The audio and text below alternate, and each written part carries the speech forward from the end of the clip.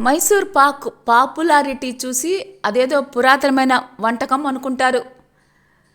కానీ ఈ స్వీట్ పుట్టి 100 ఏళ్ళు కూడా కాలేదు. మైసూర్ను 1922 నుంచి 1940 వరకు పరిపాలించిన 24వ మహారాజు 4వ కృష్ణరాజ వడియార్ మంచి భోజన ప్రియుడు. ఆయన భోజనానికి కూర్చుంటే బోలెడన్ని రకరకాల ఆహార పదార్థాలు ఆయన ముందు ఉండాల్సిందే. రాజ కుటుంబ అంతఃపురానికి కాకాసుర మడప్ప ప్రధాన వంటగాడు. ఒకసారి ఆయన తన మహారాజు కోసం ఒక కొత్త వంటకం రుచి చూపించాలి అనుకున్నాడు. వంటగదిలోని అతి తక్కువ పదార్థాలు శనగపిండి, పంచదార, నెయ్యి, యాలుకల పొడి కలిపి ఒక స్వీట్ తయారు చేశాడు. దాని రుచి మహారాజుకి బాగా నచ్చింది. దాని పేరు ఏమిటి అని అడిగాడు. మడప్పకి ఏం చెప్పాలో తెలియక పంచదార పాకంలో శనగపిండి వేశాడు కాబట్టి దానితో పాటే తన రాజ్యం మైసూరు కలిపి మైసూరు పాకం అని చెప్పాడు. అదే తర్వాతి కాలంలో మైసూర్ పాక్గా మారింది.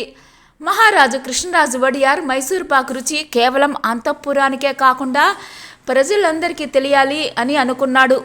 తమ కోట ప్యాలెస్కు సమీపంలో ఒక దుకాణం ఏర్పాటు చేయమని మడప్పకు సూచించారు.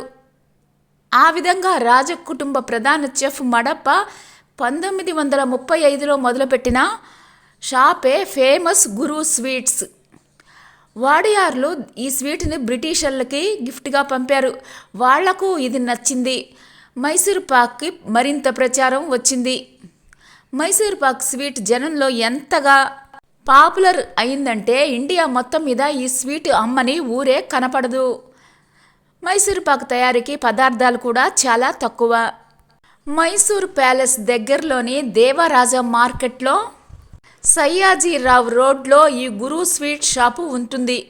ఉదయం నుంచి రాత్రి 10 వరకు తెరిచి ఉంటే ఈ షాప్ ముందు కస్టమర్లతో పెద్ద క్యూలైనే ఉంటుంది. అలాగే మైసూరుకు వచ్చే టూరిస్టులు మైసూర్ ప్యాలెస్తో పాటు గురు స్వీట్ షాప్ను కూడా సందర్శిస్తారు. మైసూర్ పాక్ను కొనుక్కొని వెళుతూ ఉంటారు. ఈ విధంగా మైసూర్ పాక్ మాత్రం మైసూర్లోనే పుట్టింది అనేది నిజం.